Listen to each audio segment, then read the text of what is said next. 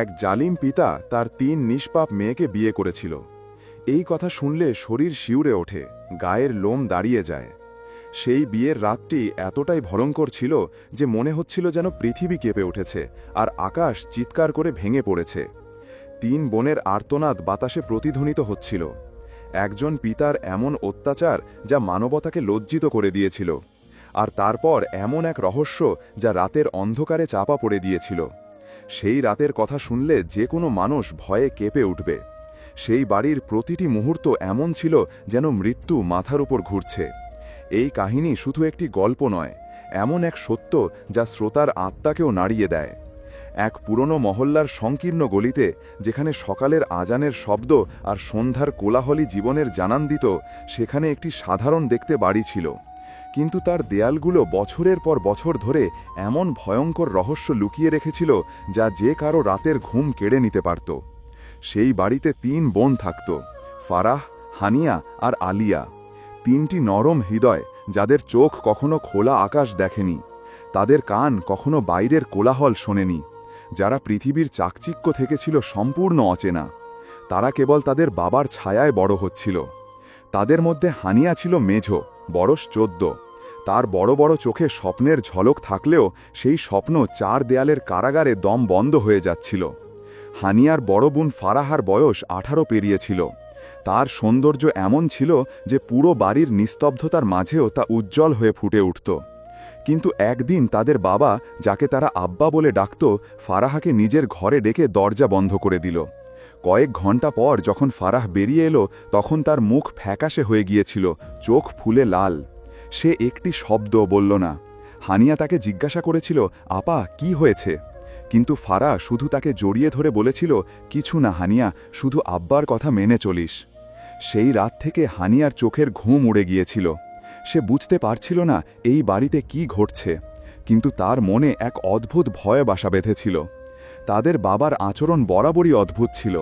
সে তার মেয়েদের কখনো বাড়ির বাইরে যেতে দিত না, না স্কুল, না মাদ্রাসা, না মহল্লার গলিতে খেলার অনুমতি। হানিয়ার পড়ার খুব শখ ছিল। সে লুকিয়ে আব্বার আলমারি থেকে পুরনো বই বের করে পড়ত। যখন সে আব্বার কাছে পড়ার কথা বলতো, তখন তিনি তাকে বুকে জড়িয়ে ধরে বলতেন, আমার কলিজার টুকরোদের দুনিয়ার নোংরামি থেকে বাঁচানো আমার দায়িত্ব, তোরা সবাই আমার আমানত। তার গলায় ভালোবাসা থাকলেও সেই ভালোবাসার পেছনে এমন এক তীব্রতা ছিল যা হানিয়াকে বিভ্রান্ত করে দিত। বাড়ির সব কিছু আব্বার নিয়ন্ত্রণে ছিল। বাজার থেকে জিনিসপত্র আনা হোক বা জামাকাপড় কেনা, সব কিছু সে নিজেই করত। বাইরে যাওয়ার সময় সে দরজায় তালা লাগিয়ে যেত, যেন সে কোনো দামি গুপ্তধন ছেড়ে যাচ্ছে। একদিন সন্ধ্যায় যখন সূর্য ডুবে গিয়েছিল, আব্বা একজন কাজীকে নিয়ে বাড়িতে এলো।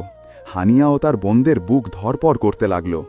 আব্বা ফারাহাকে তার সামনে বসিয়ে কাজীকে তাদের বিয়ে পড়ানোর জন্য বলল। হানিয়ার মনে হলো হয়তো আব্বা ফারাহার বিয়ে অন্য কারো সাথে দিচ্ছে। কিন্তু যখন কাজী বিয়ে পড়ানো শুরু করল, তখন হানিয়ার পায়ের তলার মাটি সরে গেল। আব্বা নিজের সাথেই ফারাহার বিয়ে দিচ্ছে। একজন বাবা তার নিজের মেয়ের সাথে বিয়ে করছে। হানিয়ার মাথায় কিছুই আসছিল না। তার বোনেরাও চুপ করেছিল, যেন সবার গলায় পাথর আটকে গেছে। বিয়ের পর আব্বা ফারাহার হাত ধরে তাকে নিজের ঘরে নিয়ে গেল। হানিয়া ও আলিয়া সারা রাত জেগে রইল। হানিয়ার মনে এক ভয়ঙ্কর আতঙ্ক জেগে উঠেছিল, যা তাকে বলছিল যে এই বাড়ি আর কোনো বাড়ি নয়, বরং এমন এক জেলখানা যেখান থেকে বের হওয়া অসম্ভব। পরের দিন যখন ফারাহ আব্বার ঘর থেকে বেরিয়ে এলো, তখন তার মুখ কান্নাকাটিতে ফুলে গিয়েছিল। তার চোখের সেই উজ্জ্বলতা হারিয়ে গিয়েছিল, যা এক সময় তার সৌন্দর্যের পরিচয় ছিল। হানিয়া তাকে জিজ্ঞাসা করল, আপা তুমি ঠিক আছো? কিন্তু ফারাহ শুধু তাকে জড়িয়ে ধরে চুপ করে রইল। এই ঘটনা বাড়ির পরিবেশকে আরও ভয়াবহ করে তুলেছিল। হানিয়া ও আলিয়া সারাক্ষণ ভয়ে ভয়ে থাকত। তাদের মনে হতো যদি তারা আব্বার কথা না মানে, তবে তাদের পরিণতিও ফারাহার মতোই হবে। সময় কেটে যাচ্ছিল এবং বাড়ির দেয়ালগুলো আরও সংকীর্ণ মনে হচ্ছিল। ফারাহ এখন সারা দিন চুপচাপ থাকত। সে বাড়ির কাজ করত, কিন্তু তার চোখে জীবনের কোনো চিহ্ন ছিল না। হানিয়া দেখল যে আব্বার নজর এখন তার দিকে পড়তে শুরু করেছে। 14 বছর বয়সী হানিয়ার মাসুমিয়ত ও সৌন্দর্য আব্বার চোখে এক অদ্ভুত চমক নিয়ে আসত। হানিয়ার মনে হচ্ছিল যেন সে কোনো শিকারীর জালে আটকা পড়ছে। ফারাহার অবস্থা দিন দিন খারাপ হচ্ছিল। তার শরীর দুর্বল হয়ে গিয়েছিল এবং সে প্রায়ই চুপচাপ দেয়ালের দিকে তাকিয়ে থাকত। যে বোন একসময় সবচেয়ে প্রাণবন্ত ছিল সে এখন জীবন্ত লাশে পরিণত হয়েছিল। হানিয়ার মনে তার বোনকে দেখে কষ্ট হতো। সে ভাবত, আমাদের পরিণতিও কি এটাই হবে? একদিন রাতে যখন সবাই ঘুমিয়েছিল, ফারাহ বাড়ি থেকে পালানোর চেষ্টা করল। সে জানালা দিয়ে প্রায় বেরিয়ে গিয়েছিল, কিন্তু আব্বা তাকে দেখে ফেলে। সেই রাতে বাড়িতে যেন ঝড় বয়ে গেল। আব্বা ফারাহাকে চুলের মুঠি ধরে ভেতরে টেনে প্রচণ্ড মারধর করল। হানিয়া আর আলিয়া ভয়ে এক কোণে লুকিয়ে পড়ল। আব্বা চিৎকার করে বলছিল, তোরা আমার আমানত, আর আমার কথাই অমান্য করিস। সেই রাতের পর থেকে ফারাহাকে আর দেখা যায়নি। আব্বা সবাইকে বলেছিল যে সে রাতের অন্ধকারে পালিয়ে গেছে, কিন্তু হানিয়ার মনে একটা সন্দেহ দানা বাঁধতে শুরু করেছিল। ফারাহার নিখোঁজ হয়ে যাওয়াটা বাড়ির নিস্তব্ধতাকে আরও গভীর করে তুলেছিল। আব্বা সবাইকে এটাই বোঝানোর চেষ্টা করছিল যে ফারাহ পালিয়ে গেছে, কিন্তু হানিয়ার মনে একটা কাঁটার মতো খচখচ করত। সে ভাবত, ফারাহ যে কখনো বাড়ির চৌখাট পার হয়নি, সে একা একা কোথায় যেতে পারে? এই প্রশ্নগুলো তাকে রাতে ঘুমাতে দিত না, এবং তার মনের সন্দেহ দিন দিন আরও বাড়তে লাগল। বাড়ির পরিবেশ এখন আগের চেয়েও বেশি শ্বাসরুদ্ধকর হয়ে উঠেছিল। আব্বার নজর এখন পুরোপুরি হানিয়ার ওপর ছিল। হানিয়া যখনই তার সামনে আসত, আব্বার চোখে এক অশুভ লালসা ফুটে উঠত। হানিয়া বুঝতে পারছিল খুব শীঘ্রই তার পালা আসতে চলেছে। তার মনে এক ভয়ঙ্কর ঝড় চলছিল। সে ভাবত, এই সব কি হচ্ছে? আমরা কি কখনো এই বাড়ি থেকে মুক্তি পাব? তার ফারাহার কথা খুব মনে পড়ত। সে ভাবত, হয়তো ফারাহ সত্যিই পালিয়ে গেছে, কিন্তু তার ভেতরের একটা কণ্ঠস্বর বলতো ফারাহার সাথে অন্য কিছু হয়েছে। সে আব্বাকে জিজ্ঞাসা করতে চাইত, কিন্তু ভয় পেত পাছে তার পরিণতিও ফারাহার মতো হয়। একদিন হানিয়া পেছনের উঠোনে কাপড় কাচতে গিয়ে একটি অদ্ভুত জিনিস দেখতে পেল। উঠোনের এক কোণে, যেখানে সাধারণত কেউ যেত না, মাটি খোঁড়া রয়েছে বলে মনে হলো। সে চুপি চুপি সেদিকে গেল এবং হাত দিয়ে মাটি সরাতে লাগল। তার আঙুলের নিচে মাটি ভেজা ছিল, যেন সম্প্রতি সেখানে কিছু পুঁতে রাখা হয়েছে। হানিয়ার মনে এক ভয়ঙ্কর চিন্তা এলো, এটা কি ফারাহার সাথে সম্পর্কিত? সেই রাতে যখন সব বোনেরা ঘুমিয়েছিল, হানিয়া সিদ্ধান্ত নিল যে সে ফারাহর ব্যাপারে আব্বাকে জিজ্ঞাসা করবে। সে চুপি চুপি আব্বার ঘরের দিকে গেল। দরজাটা সামান্য খোলা ছিল এবং ভেতর থেকে আব্বার গলার আওয়াজ আসছিল। সে কারো সাথে ফোনে কথা বলছিল। হানিয়া কান পেতে রইল এবং যা শুনল তাতে তার পায়ের তলার মাটি সরে গেল।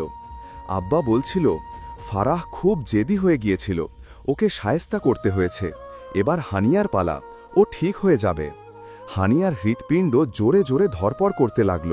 সে বুঝতে পারল যে ফারাহ পালিয়ে যায়নি, আব্বা তার সাথে ভয়ঙ্কর কিছু করেছে। তার চোখের সামনে অন্ধকার নেমে এলো। সে বুঝতে পারল যদি সে এখনই কিছু না করে তবে তার পরিণতিও ফারাহর মতোই হবে। সে তার ছোট বোন আলিয়ার কথা ভাবল।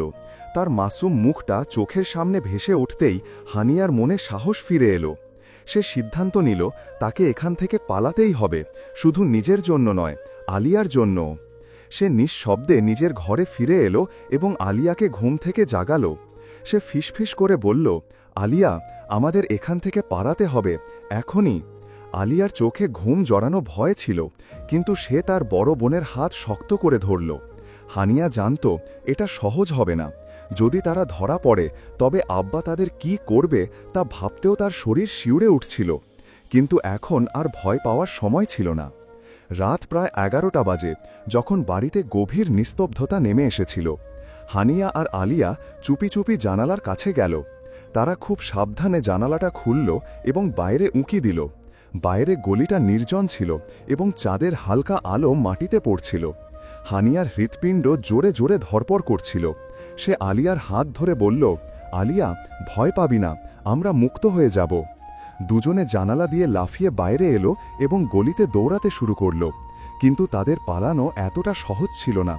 তারা কয়েক পা এগোতেই পেছন থেকে আব্বার চিৎকার শুনতে পেল, হানিয়া, আলিয়া! হানিয়ার বুকটা ধক করে উঠল। সে পেছন ফিরে দেখল আব্বা দ্রুত তাদের দিকে দৌড়ে আসছে। হানিয়া আলিয়ার হাত আরও শক্ত করে ধরল এবং দৌড়াতে শুরু করল। তারা অন্ধকার গলির মধ্যে দিয়ে ছুটতে লাগল, হোঁচট খেতে লাগল, কিন্তু থামা তাদের পক্ষে সম্ভব ছিল না। আব্বার চিৎকার পেছন থেকে আসছিল, আর হানিয়ার মনে একটাই সুর বাজছিল, পালাতে হবে, শুধু পালাতে হবে। তারা দুজনে একটা ছোট মসজিদের কাছে গিয়ে থামল। তাদের শ্বাস ফুলে উঠেছিল এবং পা দুটো জখম হয়ে গিয়েছিল। হানিয়া আলিয়াকে জড়িয়ে ধরে বলল, আলিয়া, আমরা পেরেছি। কিন্তু তাদের আনন্দ বেশিক্ষণ স্থায়ী হল না। মসজিদের চৌকিদার তাদের দেখে ফেলল এবং জিজ্ঞাসা করল, তোমরা দুজন এখানে কি করছো? হানিয়া সাহস করে বলল, আমাদের সাহায্য দরকার, আমাদের বাড়িতে। কিন্তু তার কথা অসমাপ্ত রয়ে গেল, কারণ সে বুঝতে পারছিল না যে কি বলবে বা কিভাবে বলবে। মসজিদের বৃদ্ধ চৌকিদার চাচা করিমের নরম কণ্ঠস্বর এবং তার গভীর চোখের সহানুভূতি তাদের মনে এক ক্ষীণ আশার সঞ্চার করল। হানিয়া আলিয়ার হাত শক্ত করে ধরে ফিসফিস করে বলল, আলিয়া, আমরা আর ফিরে যাব না, যা কিছুই হয়ে যাক। চাচা করিম, যার সাদা দাড়ি আর গভীর চোখ বহু বছরের অভিজ্ঞতার কথা বলছিল, সারা রাত তাদের পাশে বসে রইলেন। তিনি তাদের জল খাওয়ালেন, কিছু বিস্কিট দিলেন এবং সকাল হওয়ার আগে পর্যন্ত বেশি কিছু জিজ্ঞাসা করলেন না। ফজরের আজানের ধ্বনি যখন বাতাসে ভেসে উঠল, তখন চাচা করিম বললেন, মা, এবার বলো তোমাদের সাথে কি হয়েছে। আমি তোমাদের সাহায্য করব, কিন্তু আমাকে সত্যিটা জানতে হবে। হানিয়ার মনে একটা দ্বিধা ছিল। সে বুঝতে পারছিল না এই অচেনা মানুষটির ওপর ভরসা করা ঠিক হবে কিনা। বছরের পর বছর ধরে বন্দিদশা তাকে প্রত্যেক মানুষকে সন্দেহ করতে শিখিয়েছিল, কিন্তু এখন তার কাছে আর কোনো রাস্তা ছিল না। সে আলিয়ার দিকে তাকালো আর আলিয়া মাথা নেড়ে সম্মতি জানালো। হানিয়া তার কাহিনী বলা শুরু করল। তার গলা কাঁপছিল, কিন্তু প্রতিটি শব্দে এমন এক সত্যতা ছিল যা চাচা করিমের হৃদয় ছুঁয়ে গেল। সে জানালো কিভাবে তারা ৩ বোন বছরের পর বছর ধরে সেই বাড়িতে বন্দী ছিল, কিভাবে তাদের বাবা তাদের দুনিয়া থেকে বিচ্ছিন্ন করে রেখেছিল। সে ফারাহার সাথে হওয়া বিয়ে এবং তারপর তার রহস্যজনকভাবে গায়েব হয়ে যাওয়ার কথাও বলল। সকাল হতেই চাচা করিম হানিয়া আর আলিয়াকে নিয়ে তার এক পুরনো বন্ধুর বাড়ি গেলেন, যিনি মহল্লা থেকে কিছুটা দূরে থাকতেন। সেই বন্ধুর নাম ছিল নাসির শাহ সাহেব, একজন অবসরপ্রাপ্ত পুলিশ অফিসার। নাসির সাহেব হানিয়ার কাহিনী মনোযোগ দিয়ে শুনলেন এবং তার মুখ রাগে ও দুঃখে ভরে গেল। তিনি সঙ্গে সঙ্গে স্থানীয় থানায় যোগাযোগ করলেন। হানিয়া ও আলিয়াকে থানায় নিয়ে যাওয়া হলো, যেখানে একজন মহিলা পুলিশ অফিসার ইন্সপেক্টর আকসা খান তাদের সাথে কথা বললেন। ইন্সপেক্টর আকসার কণ্ঠে এমন এক কোমলতা ছিল যা হানিয়ার মনের ভয় কিছুটা কমিয়ে দিচ্ছিল। হানিয়া আবার তার কাহিনী শোনাল। এবার তার চোখের জল প্রতিটি শব্দকে আরও ভারী করে তুলছিল। সে জানালো কিভাবে তাদের বাবা ফারাহার সাথে বিয়ে করেছিল এবং তারপর সে নিখোঁজ হয়ে যায়। যখন হানিয়া ফারাহার ব্যাপারে সন্দেহ প্রকাশ করল যে হয়তো তার বাবা তার সাথে কোনো খারাপ কিছু করেছে, তখন ইন্সপেক্টর আকসার মুখ গম্ভীর হয়ে গেল। তিনি হানিয়ার হাত ধরে বললেন, মা, এটা খুব গুরুতর অভিযোগ, কিন্তু যদি এটা সত্যি হয় তবে আমরা তোমাকে ন্যায় বিচার পাইয়ে দেব। আকসা খান সঙ্গে সঙ্গে তার সহকর্মীদের সাথে কথা বললেন। হানিয়া আর আলিয়াকে একটি নিরাপদ আশ্রয় পাঠানো হলো, যেখানে তাদের বাবা পৌঁছাতে পারবে না। সেই সন্ধ্যায় রুবিনা আনসারি নামে একজন দয়ালু সমাজকর্মী তাদের সাথে দেখা করতে এলেন। তিনি তাদের উষ্ণ পোশাক, পরিষ্কার বিছানো আর কিছু মিষ্টি দিলেন। হানিয়া এতদিন পর প্রথমবার মন খুলে কাঁদল। ইন্সপেক্টর আকসা খান মামলার তদন্ত শুরু করলেন। তিনি সুফিয়ান আলীর বাড়িতে তল্লাশি চালানোর জন্য আদালতের ওয়ারেন্ট জোগাড় করলেন। পুলিশ যখন সেই বাড়িতে প্রবেশ করল, ভেতরের দৃশ্য দেখে সবাই হতবাক হয়ে গেল। পুরনো ঘর, ভাঙা দেয়াল আর সেই তালাগুলো যা দিয়ে দরজা বন্ধ করা হতো, প্রত্যেকটি জিনিস সেই বন্দিদশার সাক্ষ্য দিচ্ছিল, যেখানে হানিয়ারা বছরের পর বছর ধরে বাস করছিল। একটি তহখানা থেকে পুলিশ কিছু পুরনো বিয়ের কাবিননামা খুঁজে পেল, যেখানে বরের নাম হিসাবে সুফিয়ান আলীর নাম লেখা ছিল। এরপর ইন্সপেক্টর আকসার দলের সদস্যরা উঠোনের এক কোণে নতুন খোঁড়া মাটি দেখতে পেলেন। যখন মাটি সরানো হলো, তখন ভেতর থেকে একটি বস্তায় মোড়ানো একটি দেহ বেরিয়ে এলো। ফরেন্সিক দলকে খবর দেওয়া হলো। কয়েক ঘন্টার মধ্যেই পরিচয় নিশ্চিত হলো, সেটি আর কারো নয়, ফারাহার মৃতদেহ ছিল। হানিয়ার চোখ দিয়ে অশ্রুধারা বইতে লাগল। তার চিৎকার সেখানে উপস্থিত প্রত্যেককে নাড়িয়ে দিল। ফারাহ আর ফিরে আসতে পারত না, কিন্তু তার সাথে হওয়া অন্যায়ের সত্যিটা সামনে চলে এসেছিল। সুফিয়ান আলীকে সঙ্গে সঙ্গে গ্রেফতার করা হলো। যখন তাকে হাতকড়া পরানো হচ্ছিল, তখনও তার মুখে কোনো অনুতাপ সরেছিল না। সে বারবার বলতে লাগল যে এসব তার বিরুদ্ধে ষড়যন্ত্র, কিন্তু হানিয়া ও আলিয়ার সাক্ষ্য প্রত্যেকটি ষড়যন্ত্রকে মিথ্যা প্রমাণ করে দিল। বন্ধুরা, এখন আপনাদের কাছেই জানতে চাই এই বুড়ো লোকটার সাথে কি করা উচিত। কমেন্টে আপনাদের মতামত লিখে জানাতে ভুলবেন না। আর ভিডিওটা যদি ভালো লেগে থাকে তাহলে একটা লাইক দিয়ে দিবেন, শেয়ার করবেন আর আমাদের চ্যানেল দি গল্পনি স্টোরি সাবস্ক্রাইব করে পাশে থাকবেন।